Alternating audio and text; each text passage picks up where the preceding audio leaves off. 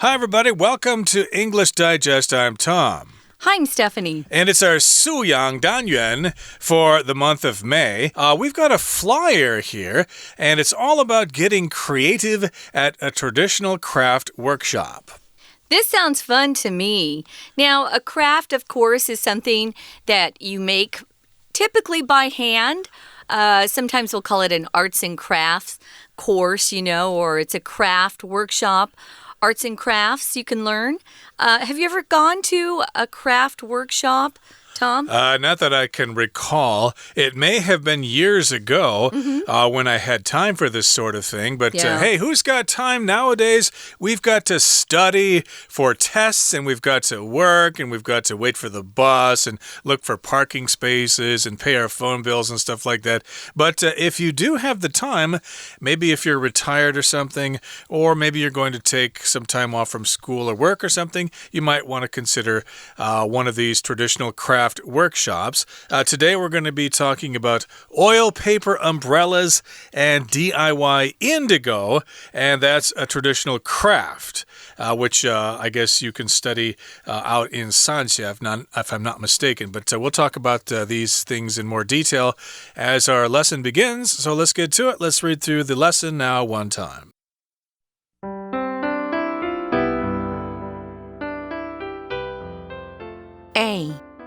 The beautiful Hakka tradition of oil paper umbrellas. Oil paper umbrellas are the crown jewel of Kaohsiung's Meinong district. We invite you to come to one of the oldest oil paper umbrella studios in Meinong and paint your very own umbrella. You can even get tips from some of our in-house artists. Your finished umbrella will be put on display in our studio.Location: Meinong Umbrella Factory, Meinong District. Time: 3 p.m. to 5 p.m. on weekends. Fee: 150 NT dollars per person. Sign up on our website, meinongumbrella.com, or call at 07-003-3999. Please register 1 week in advance.Number of guests: up to 30 per workshop time slot. Great for parents and children to do together. Paints and supplies provided. Arrive via the Meinong Lake bus stop. B. DIY indigo, a traditional craft to dye for. At our dye studio, we'll teach you how to create beautifully patterned works of art,using traditional tie-dye techniques. Choose one of several fabric items including scarves, bags, jackets, and napkins, then make it your own through the magical process of indigo dyeing. Location: Blue Studios, Sanxia Old Street. Time: weekdays from 2 to 5, weekends from 9 to 12. Fee:250 NT dollars to 600 NT dollars per person, according to price of fabric item. To register, give us a call at 02-4498-8753. Each workshop is limited to 10 participants. Wear clothes you don't mind getting dirty, or wear dark colors to avoid staining. We have English and Japanese-speaking instructors available to help you.Okay, guys, let's look at the title first. We're going to get creative. If you're creative, you're usually someone who has a lot of original ideas, especially when you're talking about the arts. So we're going to get creative at a traditional craft workshop.Now, I kind of talked about what crafts are. A craft is some sort of activity involving some skill that you pick up. You're usually making things by hand. So this is a workshop, meaning you've got some people in a group in a particular room or area. You've got a teacher typically, at least one teacher. But you've got several students, and you're all learning something together. Now, it doesn't have to be a craft workshop. You could go to a business workshop workshop and learn some things. I've taught a lot of workshops to business people in Taiwan, especially about how to give presentations. So there are different kinds of workshops, but this one is just focused on traditional crafts, so arts and crafts. Arts and crafts, like making things out of clay or knitting or sewing, metalworking or woodworking, as you said. In this particular case, they were talking about oil paper umbrellas and then indigo dyeing. So let's dig into the first one here. It's A here, the beautiful Hakka tradition of oil paper umbrellas. I've heard a lot about this. If you head down to Kaohsiung and go to the town of Meinong, hey, you've got to check out their oil paper umbrellas down there. They are very special, and they are a tradition of the Hakka people, which is how you say Keja in Hakka. English, yeah. Yeah, we say Hakka, which comes from the Keja word. They call themselves Keja or Hakka. I can't remember how to... I used to know how to speak a little Hakka, but I forgot. But in any case here, we're talking about the oil paper umbrellas, and they are the crown jewel of Kaohsiung's Meinong district. The crown jewel just refers to the main feature of something, the thing that they're most proud of. Yeah, so it doesn't have to be a real jewel that is owned by a king or queen. When you talk about some places' crown jewel, or maybe a person has a collection of, say, for example, dolls. Their crown jewel doll in the collection would be the one they love the most, that they feel is the most valuable, the most beautiful. So this is a wonderful area in Kaohsiung, the Meinong district. And the oil paper umbrellas are considered to be pretty much the best thing they have in that district. Now, a district is just a word we use, guys, when we're talking about an area of a city or a country. And usually a district in a city has a particular flavor, or they offer a particular thing. For example, the Dan district or the Songshan district. Usually you know what that area of town is like if you use that word district. So here we're talking about a district down south in Kaohsiung, and the district's name is Meinong. So this is a flyer we're looking at, some sort of paper advertisement that's telling people about this workshop. Indeed, and we invite you to come to one of the oldest oil paper umbrella studios in Meinong and paint your very own umbrella. So I guess we could say that this is an invitation, and you could even get tips from some of our in-house artists. Cool. These are artists who actually work there, so they're in-house artists. They're not freelancers who came in just for the class. They actually are employed by this particular workshop. And your finished umbrella will be put on display in our studio. So yeah, do your best to make a really impressive umbrella because it will be put on display.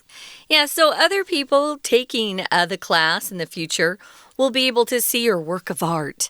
But you may want to take your umbrella home with you. I was thinking, Tom, if I actually took this workshop, and it sounds fun, I would probably send home my oil paper umbrella to some of my family members. You know, some of the girls in my family that love this stuff. So you can decide what you're going to do with your finished umbrella once you finish it. So here's some of the details of the workshop, where it's located. They tell you that it's the Meinong Umbrella Factory in the Meinong district. What time the workshop takes place? It's from 3 to 5 p.m. on weekends. So it's offered 2 days a week, Saturday and Sunday. The fee is quite reasonable. I don't think it's very expensive. It's only 150 NT dollars per person, and that's for 2 hours of instruction. And they actually provide the supplies, whatever you need. So what do you need to do? You have to sign up on their website. They give you the website address, which is meinongumbrella.com. Or if you'd prefer, you might just pick up your phone and dial that number they give you there. Yep, it's 07. That's the area code for Kaohsiung, I believe. And then you have the number there. And they also ask you to please register 1 week in advance. Please register 1 week ahead of time. To register means to basically sign up for the course, provide them some basic information, and maybe actually make your payment for the course ahead of time. And then it says the number of guests will be up to 30 per workshop time slot. So no more than 30 people can be in one particular workshop, at least for a particular time slot. They'll probably have different various time periods or time slots during the course of these 2 days on the weekends. Sounds fun. So, yeah, we'll often talk about a time slot or a slot. It's just a period of time that's marked and is separate from other time periods. So a time slot is just a time period. So it's great for parents and children to do together. This does sound like a lot of fun, especially for kids, to go along with their folks and learn how to paint on umbrellas. And the paints and supplies are provided. So all you have to do is just arrive, just to make your way to Meinong Umbrella Factory. And they tell you that you should go to the Meinong Lake bus stop. So you even know what bus stop to get off on if you want to go there. So this sounds like a lot of fun. We're going to take a break now, guys. Listen to our Chinese teacher. And then we'll be back to talk about another traditional craft where you're going to be dyeing some things. The color of indigo, which is blue. Stay tuned. 听众朋友大家好，我是安娜，欢迎收听今天的 English Digest。 我们今天跟明天要带大家看4份传单。我们先带大家看一下有关于客家的传统油纸伞，还有蓝染 DIY。 当然我们在厘清之前呢，先看一下在标题当中有一个单字叫做 workshop。 workshop 它叫做工作坊。第一篇的这个传单要讲客家在美浓他们最有名的油纸伞，那么我们就会看到一个字叫做 studio， 那么它是出现在第一段第2句的地方。第2句这里的 studio 通常指的是一些艺术家的工作室。好，所以在第2句当中呢，当然我们请你能够一起来做这样子的一个油纸伞，而且参加我们的 studio。 不过油纸这个字我们同样在第2句这里看到叫做 oil paper。 oil paper 中间有一个短短横杠，那个叫做连字号，通常是把2个单字连在一起变成一个单字。而在这里呢，就变成所谓的复合形容词。复合就是加起来的意思。我们把 oil 跟 paper 2个字加起来变成一个形容词，形容后面的 umbrella studios。 那么另外还有一个复合形容词出现在这一段的第3句。第3句室内的 in-house， 室内的或者是所谓的驻地的，就在美浓这个地方，而不是跑来跑去了，它就在美浓这个地方，在这个 studio 里面的艺术家。那么这里的 in-house someone in the house 直接把2个关键字抓出来变成复合形容词，所以这里也有一个复合形容词。好，那么当然在传单当中一定会看到一些地点啊，我要去哪里 location， 我要什么时间过去呢 time。那么注意 time 当中，如果在特定的日期 on， 尤其是在周末的时候，在平常上班的时候都会用 on weekends， 加了 s 就表示每个周末咯。那么费用当中呢，费用这个字叫做 fee， 每个人是150块。我们特别强调某一个单位里面的数字，不管是有多少钱，或者是多少容量、容积、重量，会用 per 这个形容词。好，所以如果要注册的话呢，就直接在网站上面注册，在费用下面这一行 sign up 就有注册的意思。不过特别如果是在网站上面注册，用 sign up on 后面加上网站。当然注册这个字本来就有一个单字叫做 register， 在费用后面这一段文字当中的第2句，我们注意最后面的2个单字 in advance 可以画起来，它是一个副词，表示预先如何如何。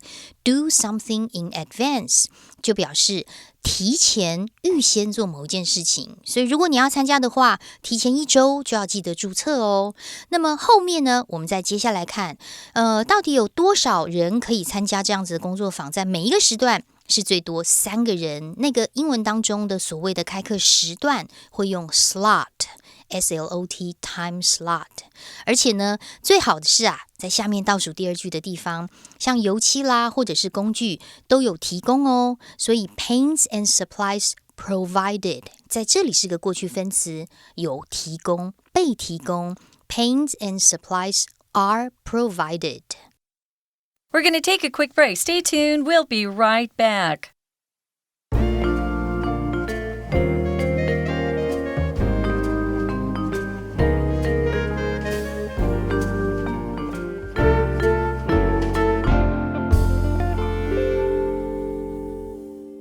Okay, welcome back, everybody. Let's continue to talk about our traditional craft workshops. We just got done talking about the oil paper umbrellas down in Meinong, and now we're coming back up north to Sanxia, and I think Sanxia is famous for its indigo dye. So we're going to do a DIY indigo craft workshop here, and we're calling it a traditional craft to die for. To die for is an English phrase that means it's just really, really special. You should try it. Hey, our grilled cheese sandwiches are to die for. They're so good that you would actually die to get one. Everybody's dying to get one. But in this particular case, the word dye, D-Y-E, means to change the color of something by soaking it in a dye, which is a solution that will change the color of cloth. Usually, maybe some other things, but usually cloth. And, of course, that's what dye is, something that changes the color of something. Oh, we don't just dye cloth, though, Tom. We dye our hair. And some older guys I know have started to dye their beards because as you get older, of course, you have gray hair and gray beards. And some guys like to dye their beards. So, yeah, we dye material and fabric and shoes. We dye lots of things. Here, of course, we're just going to be focusing on cloth. We're not going to be talking about dyeing our hair. So, yeah, it's a traditional craft to dye for. Which is a really cute name, I think. Indigo, guys, is the color of blue. When I think of indigo, I typically think of a pair of denim jeans, blue jeans. They're the color of indigo usually. Although nowadays, you can get jeans in all sorts of colors. But indigo is the color of sort of a navy blue. I think that's how I describe it. Yeah, it's the color of the rainbow, at least according to the Chinese tradition, but we don't really include this color as the color of the rainbow. It's kind of between blue and purple. We don't really count this, but some people say, yes, there is a color there, and it's indigo. But again, this is a traditional craft that you will use to dye things. It's to dye for. And at our dye studio, we'll teach you how to create beautifully patterned works of art using traditional tie-dye techniques. Oh, Tom, I wanted to mention this indigo dye is actually harvested from plants. That's where the color comes from. It's very natural. It's not something that's man-made. We probably man-make it now, but it originally was something that people used to color their cloth, and it came from plants. A lot of dyes came from plants or minerals originally. Yeah. And yeah, a lot of them, of course, are recreated artificially nowadays. But indeed, this is a workshop here, and they're using a traditional tie-dye technique. Techniques, or a technique, is just a special skill, a special approach that you take to doing something. And so these are special skills that they'll teach you, which involve tie-dye, or tie-dyeing, which is when you take a piece of cloth and then you tie pieces of string around sections of the cloth and then you dye it, and then when you take it out, those areas are still white while the rest of the garment is the dyed color. Tie-dye shirts are popular with hippies. Yeah, they came into fashion during the 1960s. For Americans, we remember the hippies used to wear tie-dye clothing. But of course, nowadays, tie-dye is used in fashion quite often. So, yeah, it's a technique. A technique is a method or a way of doing something. Could be a way of carrying out a task, or maybe just a skill or ability needed in a particular area, maybe an artistic area. So you're going to choose one of several fabric items, including scarves, bags, jackets, napkins. There are lots of different things that you can then dye with this indigo color. So sounds like a lot of fun. Now, if you're talking about fabric, you're talking about some sort of cloth, some sort of material. Usually it's produced by weaving different threads together. So you're going to take some fabric. Fabric, guys, can be non-count and countable. If you have lots of different types of fabric, you could say I have lots of different types of fabrics. But typically we tend to stay non-count with this noun. Fabric, cloth is the same thing. Usually we use it in a non-count way, although you can say cloths if you really want to, but I would tend to stay non-count with cloth and fabric. Again, non-count is usually used when we're speaking. So, yeah, it sounds fun. You get to pick what kind of thing you want to dye, what type of item. Maybe it's a scarf you want to do, or a jacket, or even napkins for your dinner table. Yeah, gee, I'm trying to think what I would do or what I would make, but I'm not really quite sure. But yes, indeed, you can take the fabric items such as scarves and bags and jackets and napkins and make it your own through the magical process of indigo dyeing or indigo tie-dyeing. So if you're into this sort of thing, if you want to create your own kind of tie-dye creation, then you should go to Sanxia, and the location is the Blue Studios on Sanxia Old Street. Maybe you've been there before. The time would be the weekdays from 2 to 5 in the afternoon. Note here, at least in the written form of our article, we're writing 1400, but in the United States at least, that's only used in the military, okay? People normally just say 2 o'clock to 5 o'clock, and that will mean the afternoon. 2 p.m. Yeah, you don't really need to say that because no one's going to have a class at 2 o'clock in the morning. Hopefully Everybody's not. sleeping then. So it's pretty obvious it's 2 to 5 in the afternoon or 9 to 12. Yeah, you'd probably have to say a.m. to p.m. there because sometimes people might have classes that late, 9 p.m. to 12 p.m. But this particular time slot is 9 to 12 in the morning on Saturday and Sunday. There's a range of prices, guys, because the price is based on what you choose to dye.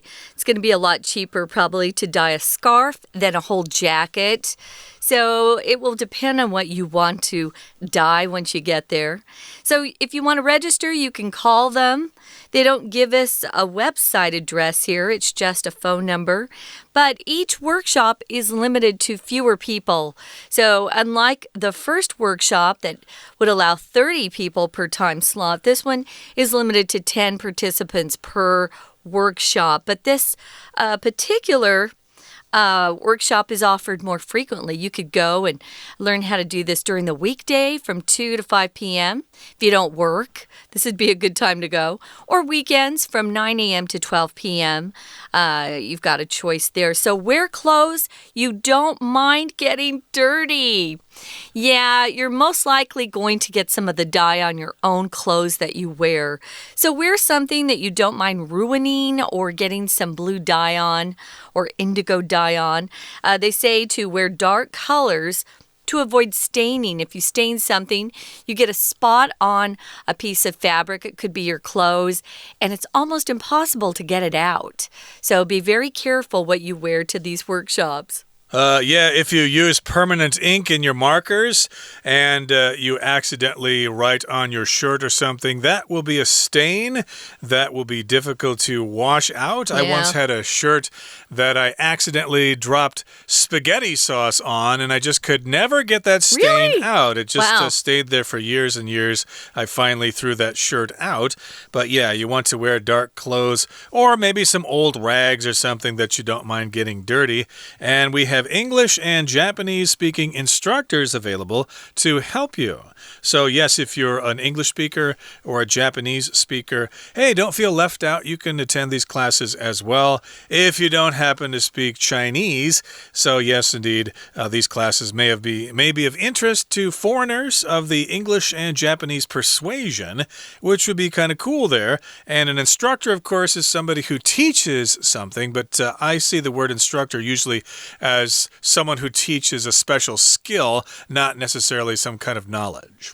Or sometimes even some classes will be held at a community college, and they're for people who aren't enrolled to get a degree, like a bachelor's degree. They'll often hire part-time instructors. They typically don't have sometimes they'll have master's degrees, but they won't have PhDs or doctorates in something. But yeah, an instructor, you might have a driving instructor if you want to take a class on how to drive a car, or you want to get your license to drive a car or a motorcycle. Here in Taiwan, I had a driving instructor. So yeah, it sounds like pretty fun. You get your choice of what you want to spend your time learning. We're not done talking about these traditional crafts, though. We have another day to talk about them, so we're going to wrap up for today and listen to our Chinese teacher one more time before we go. 接下来我们来看一下蓝染 DIY。 那么染这个字 DYE， 它的过去式跟过去分词都直接加 D 就好了。那么它的动词 ING 呢，要特别小心哦，则是 DYE ING， 一是不删除的。如果你写了 DYING， 就表示是死亡那个字的现在分词哦。好，所以我们来看一下第二篇这个传单。当然，如果去蓝染的话，也要在一个特别的 studio。Dye Studio 染料的工作坊里面才能够做这样子的一个动作。可是蓝染到底是什么呢？其实就是用一块布，然后把它绑起来，用绑的技术把颜料染上去，然后再打开之后就会有不同的图案哦。在布上面或者是在纸上面画的一些图案叫做 pattern， P-A-T-T-E-R-N pattern。 所以像在这里文字描述的第一句当中，我们看到你可以创造出很漂亮的有图案的艺术品 patterned works of art， 而且用的是一种扎绑的技巧。我们又看到一个复合形容词，这里的形容词也出现在第一句当中后面 tie dye T-I-E 就是绑扎的意思， D-Y-E 再加上染。好，所以你可以选一些，看你是要这个蓝染围巾啦，或包包，或者是外套之类的这些 fabric items， 选一下 make it your own， 而且可以自己做哦。那么地点当然就是在三峡老街，不过我们来看一下最后面补充说明的地方。你要注意哦，你不介意会弄脏的衣服，穿那些衣服过来，这样子的话才可以避免弄脏，可能会弄到染料。Stain 本来就是污染或者是弄脏，弄到什么颜色的意思。不过要特别小心哦，在英文当中俚语的 get stained 有 get robbed 被抢劫的意思。好，以上是我们今天的2篇传单，明天还有2篇传单，记得收听哦。我是安娜，我们明天见。That is it for today, everybody, but please join us again next time when we talk about a couple of other craft workshops. We're going to be talking about leicha and budaisi glove puppetry. I know you're looking forward to that. We are too, so join us then. From all of us here at English Digest, I'm Tom. I'm Stephanie. Goodbye. Bye.